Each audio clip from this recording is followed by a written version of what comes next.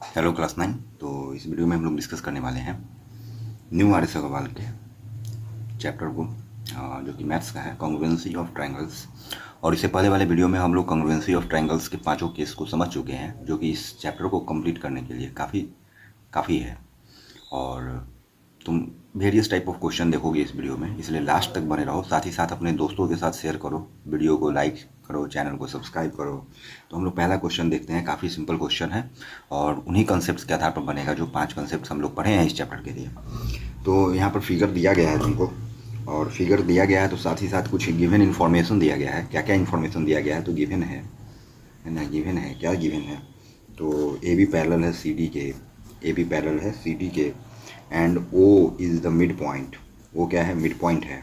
O is the mid point of A D. O is the mid point of A D.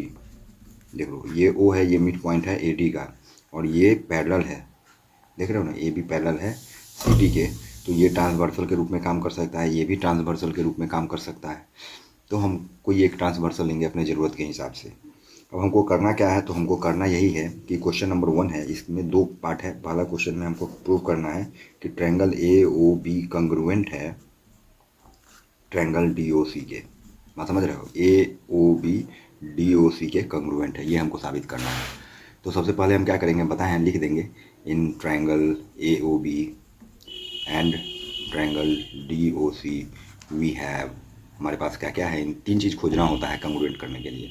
तो पहला तो तुम देख रहे हो कि ये दोनों एंगल बराबर होगा, है ना, क्योंकि ये लाइन और ये लाइन एक दूसरे को कट कर रहा है। तो वर्टिकली अपोजिट एंगल का कंसेप्ट हम पढ़ चुके हैं। तो हम क्या लिखेंगे? एंगल ए ओ बी बराबर angle C O D. Reason देना होना ज़रूरी होता है, तो वर्टिकली अपोजिट एंगल इसका रीजन है। ठीक है, बात समझ रहे हो? दूसरा चीज़ तुम क्या देख सकते हो, चूँकि ये लाइन पैरेलल है, ये ट्रांसवर्सल है, तो ये एंगल और ये एंगल बराबर होगा। किस नियम से बराबर होगा? अल्टरनेट इंटीरियर एंगल्स जो हम लोग पढ़ चुके हैं पैरेलल लाइन और ट्रांसवर्सल वाले चैप्टर में, वो नियम लगेगा। तो हम लिख सकते हैं इस एंगल का नाम क्या दो? C D A. Angle C D A बराबर angle B A O.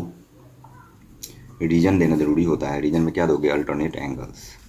Alternate angles, बात समझ रहे हो? ये हो गया। तीसरा चीज़ क्या तुम दोगे? तो तीसरा चीज़ तुम दोगे कि कह रहा है कि ओ मिड पॉइंट है। ओ जब मिड पॉइंट है ए डी लाइन का, तो मतलब इसको बराबर बराबर भाग में बांट रहा है। तो ओ ए जितना होगा उतना ही ओ डी भी होगा। तो हम लिख सकते हैं ओ ए बराबर ओ डी। रीजन में क्या दोगे? Since O is the mid point of, O is the mid point of A D. अब इसलिए ट्रायंगल कॉन्ग्रुएंट हो जाएगा, इसलिए triangle A O B congruent triangle D O C by. अब देखो, 2 एंगल है, एक साइड है। अब देखो, ये एंगल और ये एंगल, और इन दोनों एंगल में इंक्लूडेड साइड कौन सा है? ये ओ ए। ये एंगल और इंक्लूडेड साइड क्या है? O D. तो एस ए एस का केस है, सॉरी ए एस ए का केस है। तो ये कंग्रुएंट हो गया भाई, ए एस ए कंग्रुएंसी। अब जब 2 ट्रायंगल आपस में कंग्रुएंट हो जाता है तो उसका सारा चीज़ इक्वल हो जाता है by C P C T. तो दूसरा जो पार्ट है इस क्वेश्चन का, वो हमको क्या दिया है? प्रूव करने के लिए कहा है कि ओ मिड पॉइंट है बी सी का। ये बात आपको प्रूव करना है। तो दूसरा पार्ट क्या है? ओ मिड पॉइंट है बी सी का। तो स्वाभाविक है, जब हम ओ बी बराबर ओ सी लिख देंगे तो ओ मिड पॉइंट हो जाएगा, है ना। और ओ बी बराबर ओ सी क्यों लिख सकते हैं? क्योंकि ये ट्रायंगल आपस में कंग्रुएंट है, तो इसका कोरस्पॉन्डिंग पार्ट दोनों कंग्रुएंट ट्रायंगल का इक्वल होगा। तो ओ बी बराबर ओ सी होगा। क्यों होगा? क्योंकि ओ बी इस ट्रायंगल का पार्ट है, ओ सी इस ट्रायंगल का पार्ट है, दोनों बराबर होगा आपस में। क्यों बराबर हो जाता है? क्योंकि जैसे ही हम 2 ट्रायंगल को कंग्रुएंट कर देते हैं तो उनका रेस्ट पोर्शन इक्वल होता ही है। नियम है, लिख देना है आपको। इक्वल होने का रीजन क्या है? By C P C T हो गया। इसलिए हम कह सकते हैं O is the mid point, O is the mid point, O is the mid point of B C. Proved हो गया।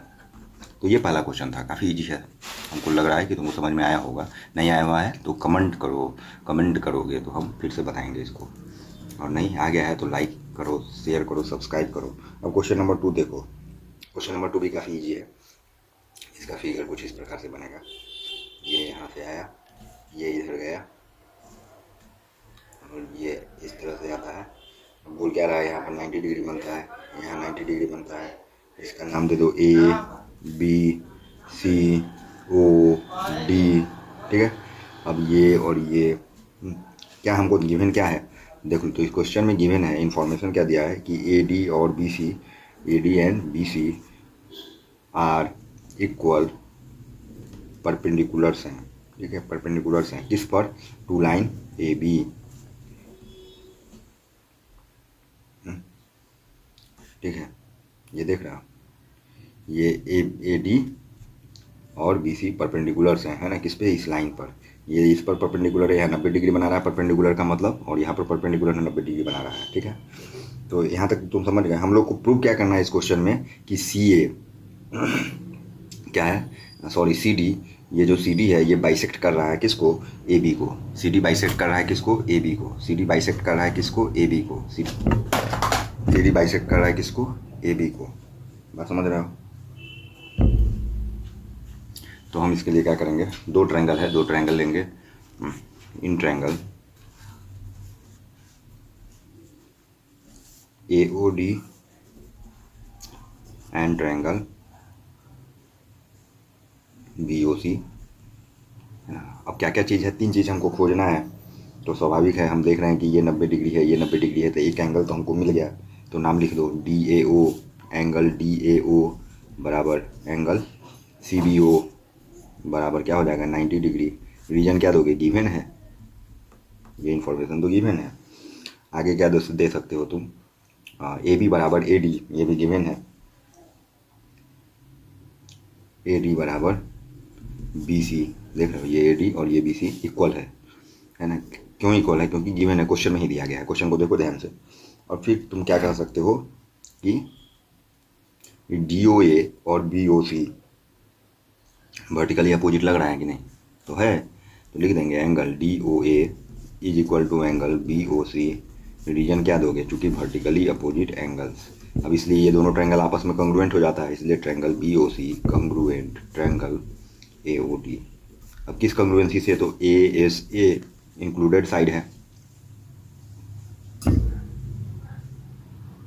क्या इंक्लूडेड साइड है, ये वर्टिकली अपोजिट एंगल है, ये हो गया।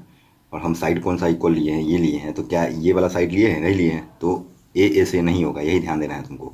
यहाँ पर हमको इसीलिए छूट दिया गया है, 5वां केस दिया गया है ए एस का। मतलब जब इंक्लूडेड साइड नहीं हो, दो एंगल हो लेकिन एक साइड भी बराबर हो, लेकिन वो साइड इंक्लूडेड साइड नहीं है, दोनों एंगल के बीच का साइड नहीं है, तो हम लोग ए एस का यूज करते हैं। तो ए एस कंग्रुएंसी से ये दोनों ट्रायंगल कंग्रुएंट हो जाता है। अब जैसे ही ये दोनों ट्रायंगल कंग्रुएंट हो जाएगा तो रेस्ट पोर्शन इक्वल हो जाएगा। तो रेस्ट पोर्शन क्या इक्वल हो जाएगा कि ए ओ बराबर बी ओ हो जाएगा। किस रीजन से होगा, तो सी पी सी टी से हो जाएगा। अब जैसे ही ये हो गया तो हम कह सकते हैं सो